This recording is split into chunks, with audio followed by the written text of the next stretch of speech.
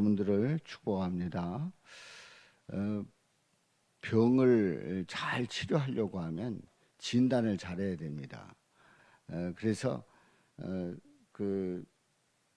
그야말로 최고의 병원은 어떤 병원이냐? 진단을 정확하게 해서 정확하게 치료하는 그 병원이 최고의 병원입니다. 아무리 이름이 있고 또 어떤 병실이 많고 또 병원이 크다고 할지라도 엉뚱하게 진단을 하고 제가 아는 어떤 분은 아무 상관도 없는데 어떤 병을 치료를 하는데 그 배를 개복 수술을 한 거예요. 근데 개복 수술했는데 아주 멀쩡하더라는 거죠. 깨끗했더라는 거예요. 인천의 어느 큰 병원이에요. 그래서 그분은 그 병원 그러면 아주 질색하는 그런 그 반응을 늘 나타내고 있는데요. 그러니까 병을 정확하게 진단을 해야 되는 거죠. 우리가 죄인이라고 하는 그런 개념에 대해서 제가 설교 중에 많은 그런 시간을 할애하고 또 그렇게 이제 전하고 있습니다. 우리는 우리 스스로가 죄인이라고 하는 그 말에 대해서 유쾌할 리가 없습니다. 우리가 의인이라고 하는 그 말이 유쾌하지 죄인이라고 하는 말은 그렇게 우리가 좋아하는 단어는 아닙니다. 그런데 인간이 죄인이라고 하는 그 진단을 정확하게 할 때에 우리는 그래서 어떻게 하겠느냐? 그래서 우리는 어떻게 해야 되느냐? 그래서 우리는 어떤 방향으로 나가야 되느냐 하는 것을 정확하게 알 수가 있는 거죠. 그런데 이제 그 죄에 대한 그러한 설교를 제가 많이 하고 이제 말씀을 전할 때에 그 근거가 거의 로마서에 있습니다. 로마서에. 그래서 이제 이번 주에 보리떡 기도에서 이제 로마서에 대해서 함께 은혜를 나누고 있습니다만은 매뉴얼에도 이제 나와 있습니다.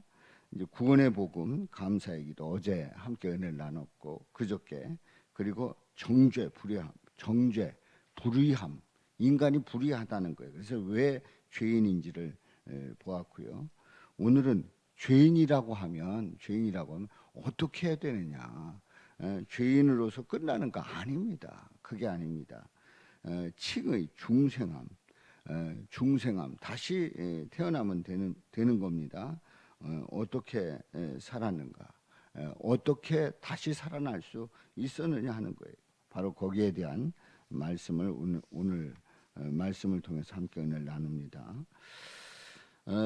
우리는 그 칭의 의롭다 칭함을 받는 아주 중요한 과정 속에 율법의 행위가 아닌 율법의 행위로서가 아니라 한 의가 전가되었다 하는 그러한 말씀이 바로 19절부터 있는 말씀이에요. 율법 아래에 있는 자는 하나님의 심판 아래에 있게 하려 합니다. 그러니까 율법 아래에 있다고 하는 것은 율법을 다 지키지 못했어요. 하나님이 주신 율법을 지키지 못했습니다. 그럼 결국은 율법을 지키지 못한 것에 대한 하나님의 심판 아래에 있게 되는 겁니다. 그래서 20절에 있는 말씀에 보면 율법으로는 죄를 깨달음이라. 율법으로는 결국은 인간은 죄인이구나 하는 것을 깨닫게 하는 거예요. 그래서 21절에 율법 외에 하나님의 한 의가 나타났다는 거죠. 율법 외에 하나님의 한 의가 나타났다는 거예요. 그러니까 율법으로는 죄를 깨닫게 하고 율법으로는 결국은 하나님의 심판 아래에 머물 수밖에 없는데 하나님께서 한 의를 나타내게 하셔서 그 의를 통해서 이제 하나님 앞에 나가게 하는 그래서 의를 전가시켜 주시는 놀라운 은혜를 허락해 주시지요. 그래서 23절에 있는 말씀에 보면 모든 사람이 죄를 범하였으며 하나님의 영광에 이르지 못하다니 그렇습니다. 모든 사람이 죄를 범함으로 하나님의 영광에 이르지 못합니다. 그런데 죄 때문에 죄를 보면서 하나님의 영광에 이르지 못하는데 거기까지 본다고 하면 우리는 절망일 수밖에 없죠. 우리는 그 아픈 것을 알기는 아는데 어디가 아픈 줄 아는데 이걸 어떻게 처방을 합니까? 24절에 있는 말씀 24절 그럼 그리스도 예수 안에 있는 송장으로 말미암아 죄를 씻어 주심으로 말미암아 하나님의 은혜로 값없이 의롭다 하심을 얻은 자 되었느니라. 하나님의 은혜로 값없이 의롭다 하심을 얻은 자 되었느니라.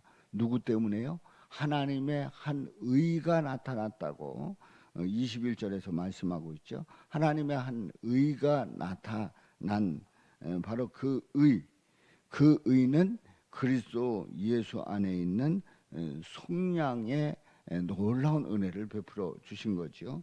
그 하나님의 은혜로 값없이 의롭다 하심을 얻은 자가 되었다고 하는 얘기입니다.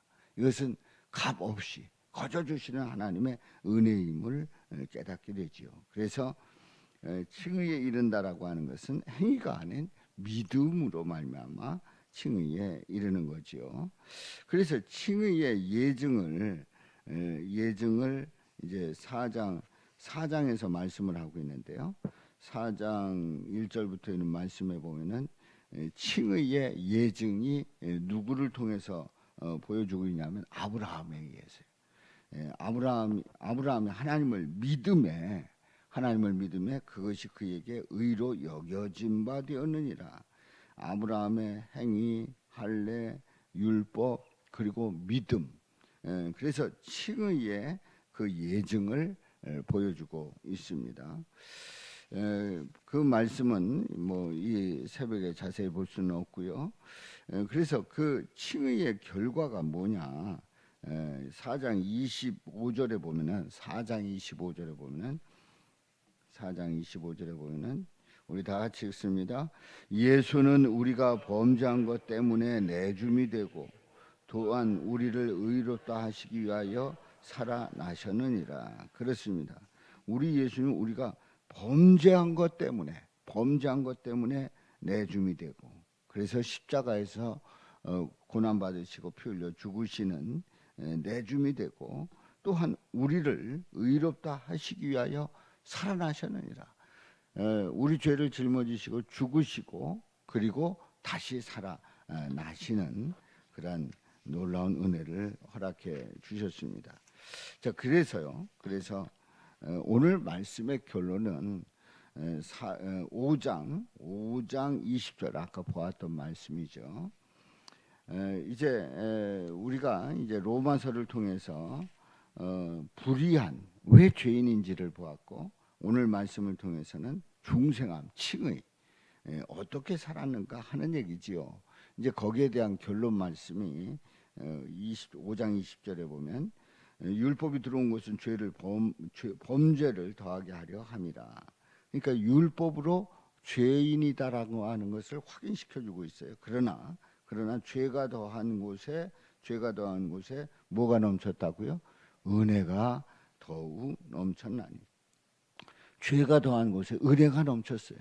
어제 말씀을 통해서 우리는 불의하다. 이방인의 죄, 유대인의 죄, 모든 사람의 죄에 대해서 보았을 때에 아니 인간들이 다 이렇게 죄인이면 어떡하는가. 바로 죄가 더한 곳에 은혜가 더욱 넘쳐나니. 바로 이 죄 많은 세상에 은혜가 더욱 넘쳐나니 우리 예수님께서 오셔서 은혜를 베풀어 주시는 거지요.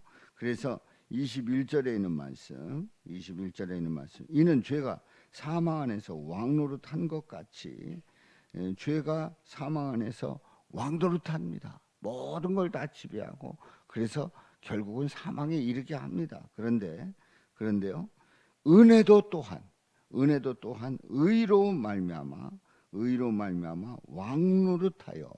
왕노릇하여 우리 주 예수 그리스도로 말미암아 영생에 이르게 하려 함이라 말씀하고 있죠. 그렇습니다. 은혜로 말미암아서 의로 말미암아서 왕노릇해서 예수 그리스도로 말미암아 영생에 이르게 하는 놀라운 은혜를 우리에게 허락해 주시지요. 그래서 우리가 죄인임을 진단하는 그 과정 속에서는 왜 우리가 죄인이라고 하는가? 거기서 끝나지 않아요.